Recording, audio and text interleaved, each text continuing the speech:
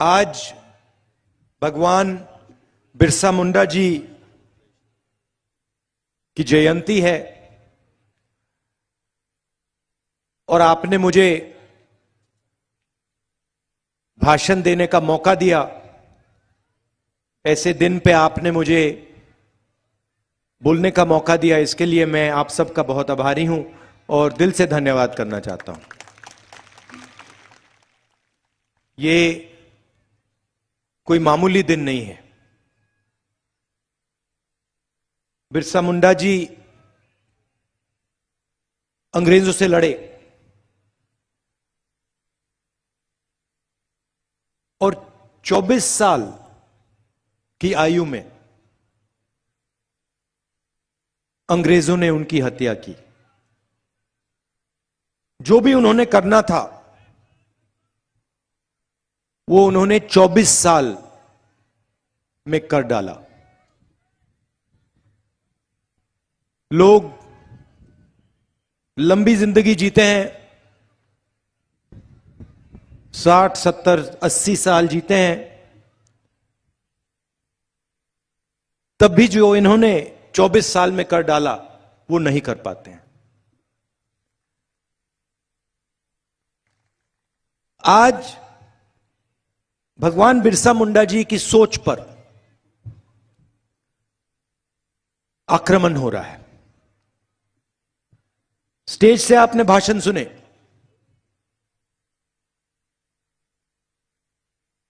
एक तरफ से नहीं हो रहा है, चारों तरफ से उनकी सोच पर, उनकी यादगाश पर आरएसएस और बीजेपी आक्रमण कर रहे हैं। 2-3 उदाहरण आपको देना चाहता हूं।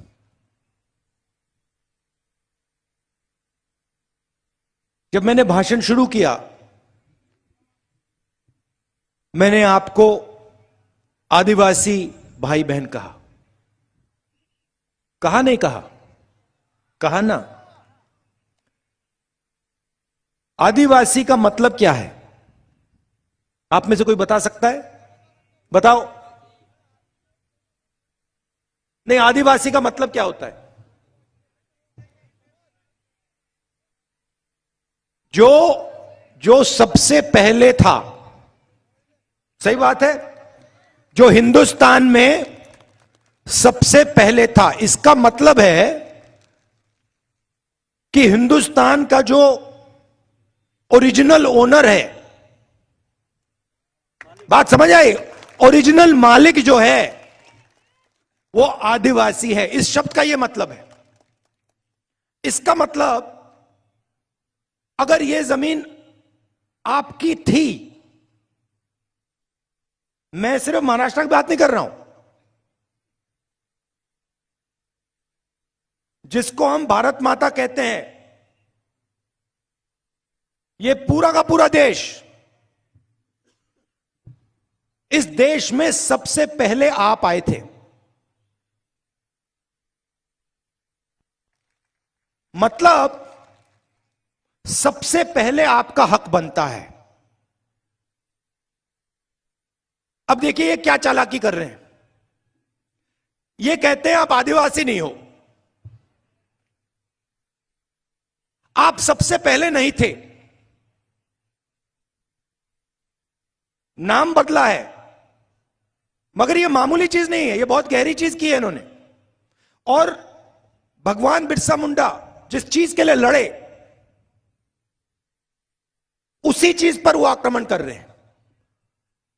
भगवान बिरसा मुंडा जी ने कहा ये हमारी जमीन है, हम ओरिजिनल मालिक हैं, इसलिए 24 साल की आयु पे वो शहीद हुए। अब बीजेपी के लोग कहते हैं नहीं भैया, आप आदिवासी नहीं हो, आप वनवासी हो।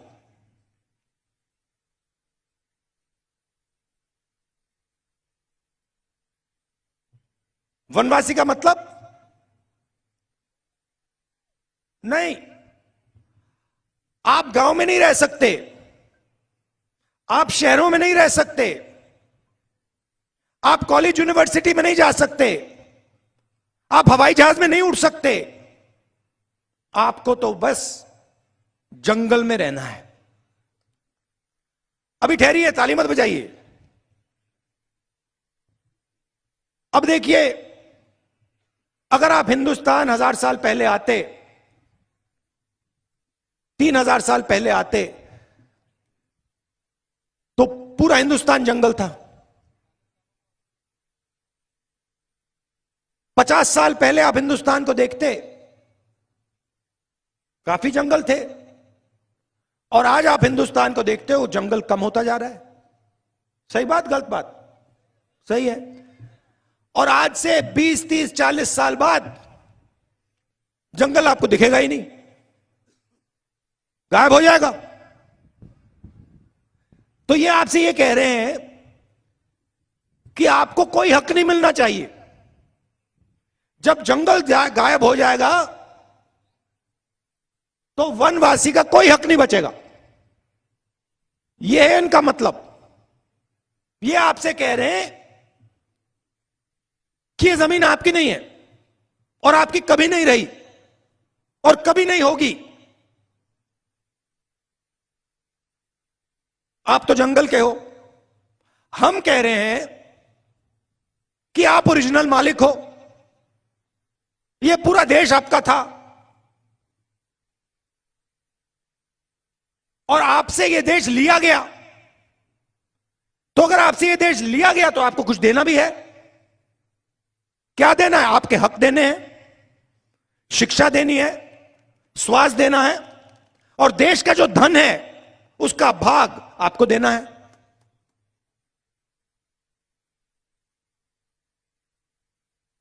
सही बोला ना? तो पहली बात यह है। फिर आदिवासियों की, दलितों की, पिछड़ों की, अल्पसंख्यकों की कैसे मदद होती है, कैसे रक्षा होती है हिंदुस्तान में? यहां पे युवा हैं, बताओ। सबसे बड़ा आपकी रक्षा कौन सी चीज करती है? ये देखो, संविधान। सब जानते हैं संविधान किसने बनाया? बाबा साहेब अंबेडकर जी ने बनाया। कांग्रेस पार्टी ने उनके साथ मिलकर बनाया। उस समय बीजेपी के नेताओं ने क्या कहा? संविधान की कोई जरूरत नहीं है, संविधान बेकार चीज है। और ये हर रोज संविधान पे आक्रमण करते हैं 24 घंटा,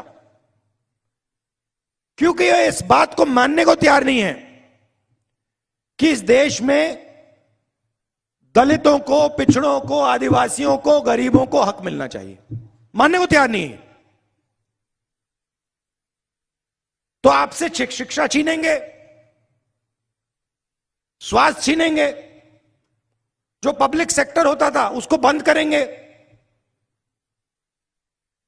मुझे आप बताओ, आपके जो बच्चे हैं प्राइवेट स्कूल में पैसा दे सकते हैं क्या? नहीं दे सकते ना। तो अगर सरकारी स्कूल सब बंद कर दिए जाएं तो आपके बच्चों का क्या होगा? पढ़ नहीं पाएंगे, अनपढ़ रहेंगे। फायदा किसका? बीजेपी का।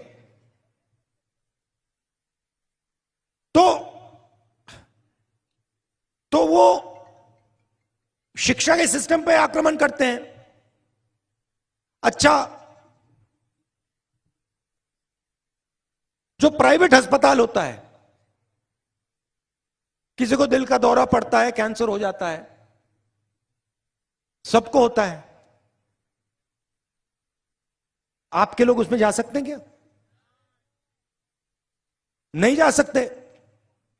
तो अगर सरकारी अस्पताल सब बंद कर दिए और पूरा का पूरा प्राइवेट कर दिया तो नुकसान किसका? गरीबों का, आदिवासियों का, दलितों का, पिछड़ों का, जहां भी ये राज करते हैं आप देख लीजिए, शिक्षा के सिस्टम को प्राइवेट हाथों में दे देते हैं, अस्पतालों को प्राइवेटाइज कर देते हैं। अच्छा, तीसरा रास्ता जिसको हम पब्लिक सेक्टर कहते हैं, पब्लिक सेक्टर में आपके लोग जा सकते हैं, सारी की सारी पब्लिक सेक्टर की कंपनियां ये प्राइवेटाइज कर रहे हैं, अपने ही 2-3 मित्रों को दे रहे हैं।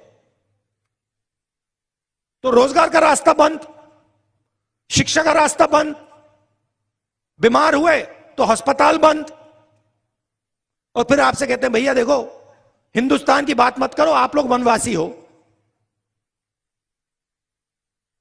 बात करनी है तो जंगल की करो। जंगल में हक किसने दिया?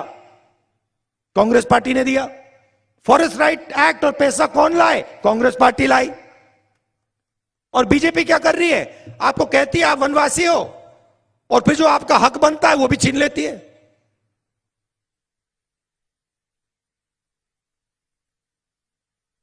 ये सिर्फ आप पर आक्रमण नहीं है,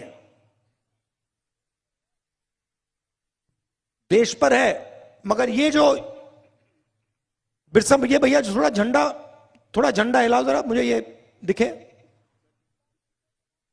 ये जो बिरसा मुंडा जी हैं, इन पर ये आक्रमण कर रहे हैं, इनका अपमान हो रहा है।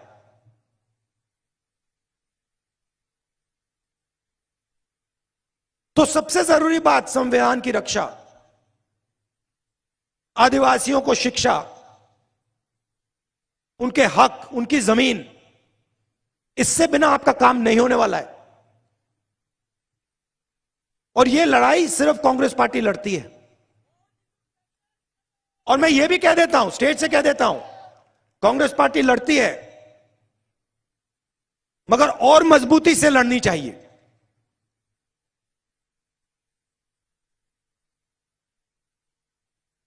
यह मैं आपसे कहना चाह रहा था।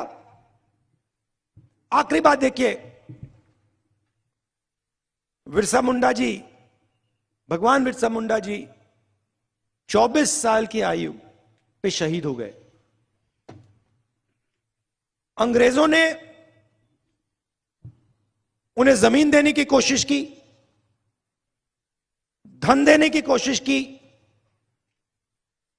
उनको खरीदने की कोशिश की। भगवान बिरसा मुंडा जी ने कहा नहीं, मुझे तुम्हारा धन नहीं चाहिए, मुझे जमीन नहीं चाहिए, मुझे खरीदा नहीं जा सकता, मुझे अपने लोगों को हक दिलवाना है। मतलब अंग्रेज उस टाइम के सुपर पावर थे, दुनिया में सबसे बड़ी शक्ति थी, और 24 साल के बिरसा मुंडा जी ने उनका मुकाबला किया और 1 इंच पीछे नहीं हटे, और उनकी हत्या कर दी, उनको शहीद कर दिया गया। ये आपके चिन्ह हैं, ये आपको रास्ता दिखाते हैं।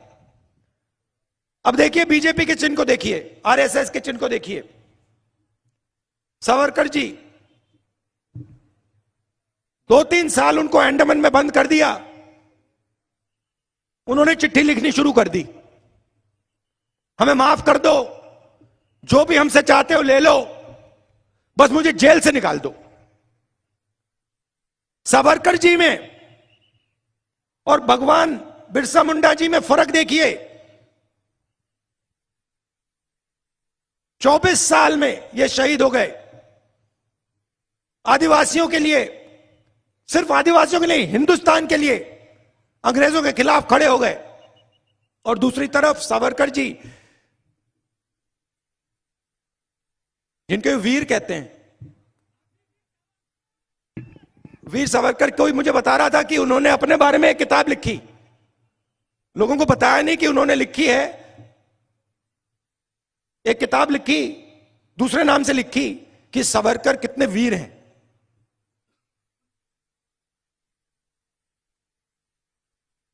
और अंग्रेजों से पेंशन लेते थे, अंग्रेजों से पेंशन लेते थे, अंग्रेजों के लिए काम करते थे, कांग्रेस के खिलाफ अंग्रेजों के साथ काम करते थे, और 2-3 साल 5 साल में जेल के बाद सच्चे सावरकर जी पूरे देश को दिखे, चिट्ठियां लिखी और अंग्रेजों ने कहा आ जाओ, हिंदुस्तान के खिलाफ हमारे साथ काम करो। सावरकर जी ने हाथ जोड़े, कहा हां जी मैं हाजिर हूं, जो भी आप मुझसे चाहते हो मैं करूंगा। यह है आपके भगवान में आपके नेता और उनके नेता में फर्क। और मैं हर आदिवासी युवा से कहना चाहता हूं, यह देखिए, ये आपको रास्ता दिखाते हैं, इनका रास्ता आपको कभी नहीं छोड़ना है। और दूसरी बात, आप वनवासी नहीं हो, आप आदिवासी हो और आप ओरिजिनल मालिक हो इस देश के। बहुत बहुत धन्यवाद। जय हिंद।